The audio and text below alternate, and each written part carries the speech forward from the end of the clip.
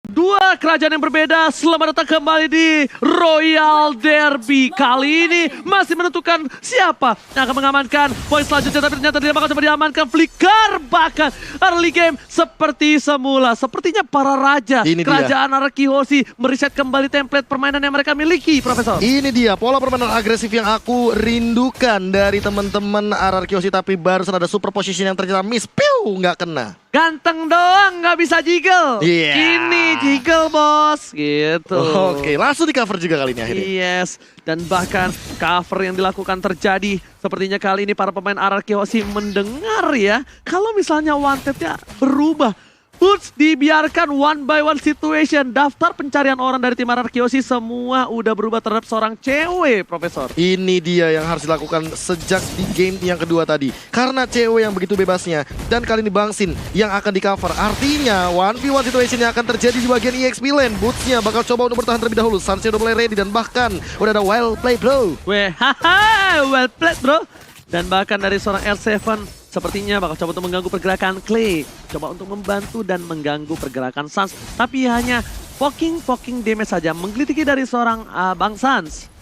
Ya, dan tempo pelan ya untuk Onyx dan juga Araki Hoshi. Mungkin masing-masing masih butuh ya, sedikit waktu untuk saling bercengkrama satu sama lain. Di bawahnya udah pasti stalemate antara Yujong dan juga Esmeralda. Topnya ini lagi rame-ramanya untuk di area dari topnya, di mana sih dikawal oleh 3 pemain sekaligus. Yes. Rafael Lucky Boy juga udah mulai kelihatan di depan sana. Panik nggak? Dan bahkan udah ada 4 rotasi ke arah bagian top lane. Langsung turun gunung menuju ke arah Turtle. Karena kali ini Boots apakah dia bakal recall? Rugi banget kalau seandainya dia harus recall ketika udah akan ada Turtle yang pertama. Benar sekali, karena di sini sangatlah butuh dari sebuah Black Dragon Plan from dari seorang Boots.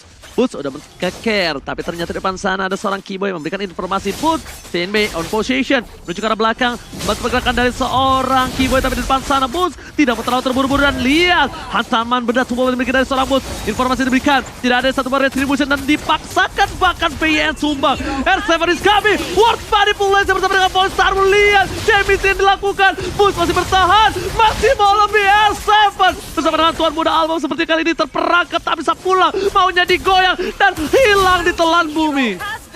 My God, satu lagi korban jiwa, 2 untuk 2. Dan kali ini early game yang saling baku hantam. Onyx Esports, Araki Hoshi masih sama-sama kera. Tapi buat teman-teman yang lagi nobar lagi mabar, terus lapar, jangan lupa pakai kode promo MPLIDX Grab.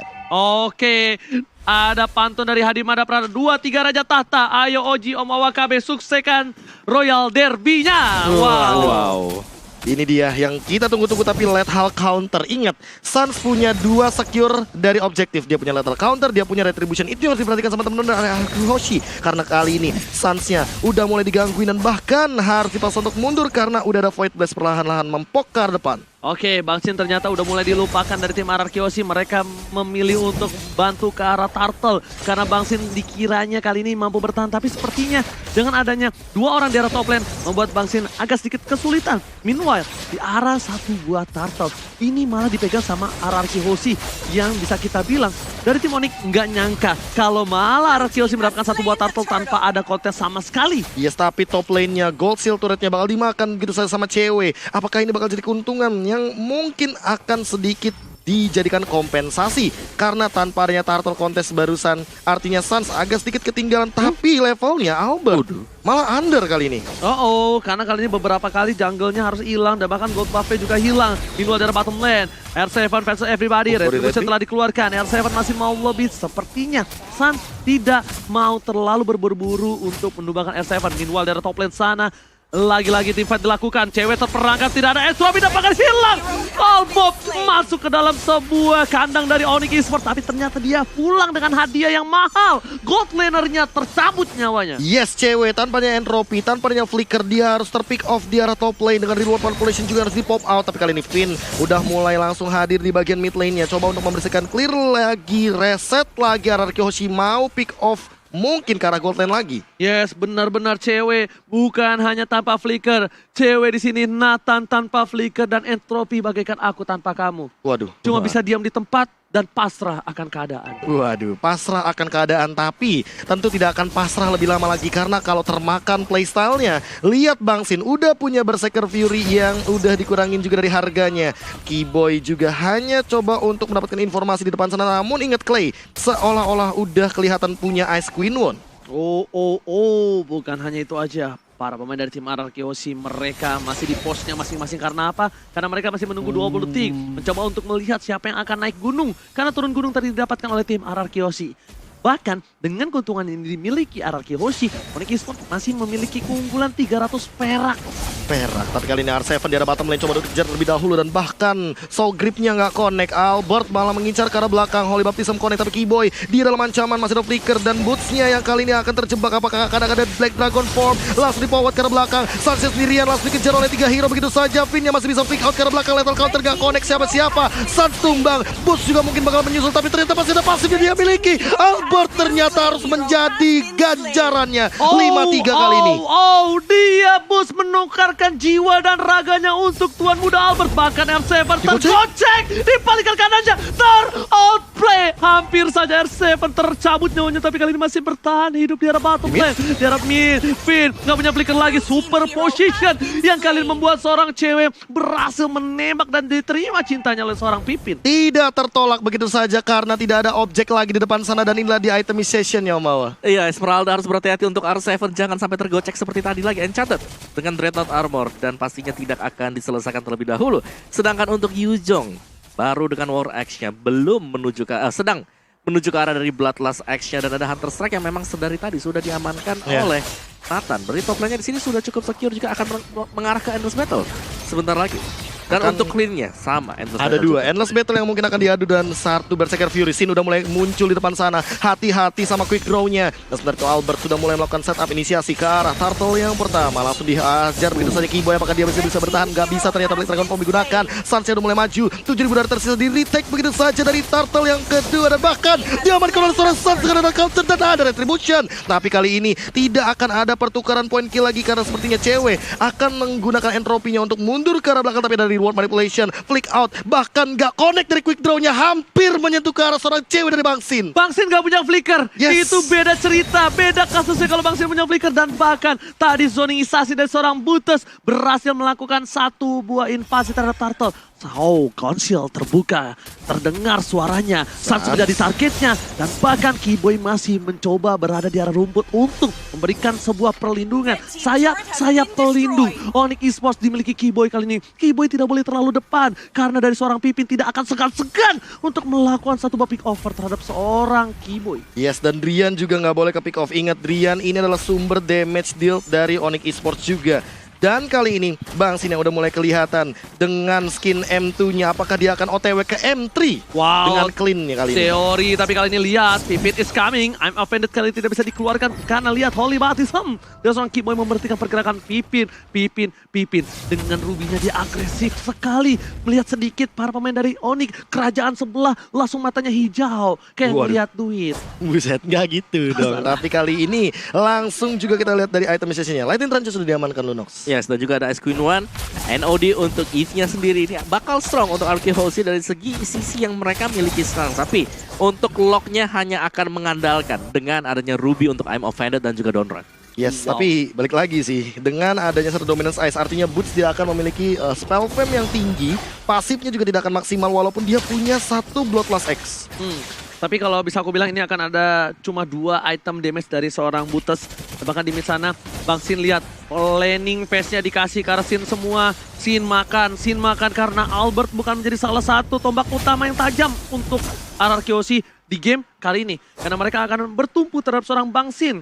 Meanwhile, melihat Onyx Esports yang tidak terlalu berbeda jauh dari tim RRQ Hoshi, walaupun dari kill-nya masih dimiliki dari tim RRQ Hoshi. Dan kalau kata Deden from Bogor, guys ya, jangan lupa vote player favoritmu di Snake Video, guys ya.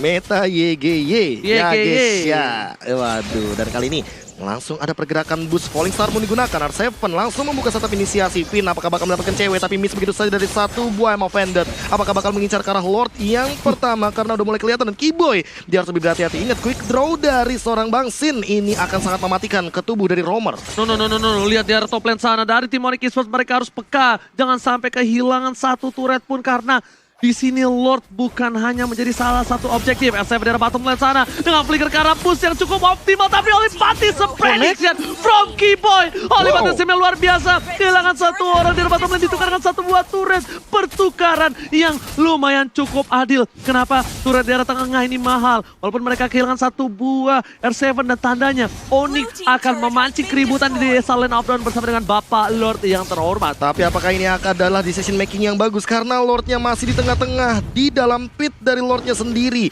Dan lihat Suns-nya coba untuk mengamankan Cyclone Eye, coba untuk mengambil semua resource yang ada di bagian jungle. Albert juga udah mulai kelihatan, langsung coba untuk di poke damage terlebih dahulu. Phantom Sash coba untuk ke arah belakang, lethal counter, dan Briannya langsung jump in ke arah belakang tentunya dengan satu reward manipulasi dari popan dari Clay-nya. Benar-benar mengincar ke arah Finn. Finn-nya tumbang tapi ternyata di belakang sana cewek juga harus hilang. Bangsi mendapatkan poin kitnya, Suns juga harus hilang, Keyboy juga harus tumbang dan bahkan hampir rata di depan sana. Drian masih dikejar triple kill, another point dari Bangsi dan hanya tersisa Boots seorang dari Onyx Esports. Boots tidak bisa berulah kali ini, bahkan lihat snowballing yang dilakukan oleh tim Mararki Osi. Mereka gak peduli apapun yang terjadi. Di depan sana masih ada 10 detik. Mereka mau yang mahal, mereka mau inhibitor turret. Mereka fokus dan bahkan Boots tidak bisa masuk sembarangan. Ini mereka memiliki sebuah burst damage yang cukup mahal dan mereka melepaskan. Boots tenang, Boots relax, relakan satu buah turret. Sepertinya informasi yang diberikan oleh sang kapten.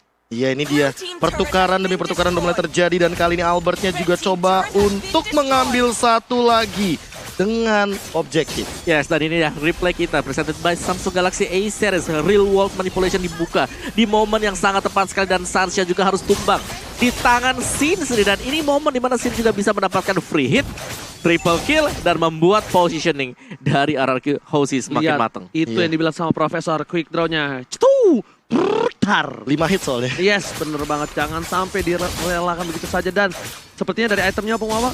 Ya, clean-nya pasti. Kalau kita lihat di sini ada Melvic Roar di sana. Melvic Roar plus dia juga punya Endless, jadi akan ada sedikit BOD kan? true damage dan ini bisa jadi BOD untuk next item bagi clean sendiri. Oke, Suns sendirian tapi kali ini apakah dia masih bisa bertahan dan ternyata gak bisa. Dia terculik di arah depan. Langsung mengambil resiko juga bagi Onyx Esports. Oh, bukan hanya terculik, tapi ini ada Lord yang bebas. Lord sudah di-enhance. Para pemain dari tim Onyx Esports memiliki kerugian luar biasa. Apakah bakal ada tabrak gaming? Tapi nyatanya mereka memilih untuk terhadap R7 yang tidak berhasil didapatkan. R7 memancing keributan. World Manipulation di depan sana. Dia tertangkap. Bahkan kutuan luar biasa. Keyboy gak boleh pulang, mau jadi goyang. R7. Keyboy ditutup jalannya. Jalannya terlalu becek. RRQ Osi membalikan keadaan. Boots versus everybody. Boots berulah kembali. Boots mencoba untuk bertahan. Damage yang besar. Boots gak mampu menahannya. Ini bencana. Para pemain dari tim Onyx Esports, mereka tersisa 2 player sebelum Bapak Lord menginjakan di kaki base-nya. Damage dikeluarkan. World Manipulation gak bisa ditahan. Sas pun harus hilang. Fokus ke arah belakang. Cewek dan hampir wipe out. This is it. Raja dari segala raja mendapatkan game yang ketiga. Dan inilah dia 2-1 tentunya. Saking excitednya lihat bagaimana R7 yang lepas banget di game kali ini. Dia yang dari tadi di game pertama, di game yang kedua menggunakan Chow seolah-olah ditutup